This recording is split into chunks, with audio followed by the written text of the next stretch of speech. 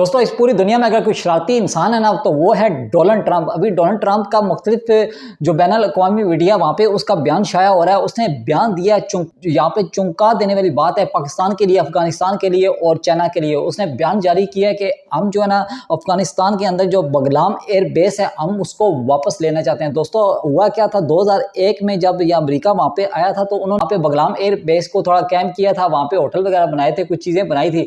तो अभी इसका ये बयान जारी हुआ है, चौंका देने वाली बात है यार। वो कहता है कि ये बगलाम जो एयर बेस है हम इसको इस वजह से वापस लेना चाहते हैं क्योंकि यहाँ पे जो एयर बेस के जो ना नज़दीक चाइना के जो ये मकामात हैं ना वो नज़दीक पड़ते हैं। दोस्तों यहाँ पे ये सोचने वाली बात है, यहाँ पे क्या चक्कर चलने वाला है इस बंदे का।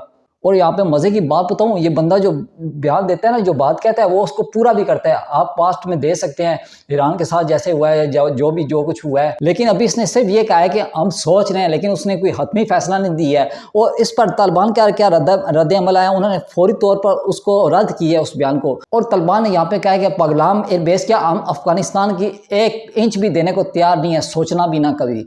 दोस्तों ये अभी अफगानिस्तान को छेड़ेंगे और वहाँ पे उसको छेड़ने के बाद ये चाइना की तरफ जाएंगे। और यहाँ पे आप सोच सकते हैं जो चाइना और पाकिस्तान का इत्तेहादिया है, इनकी आपस में गहरी दोस्ती है।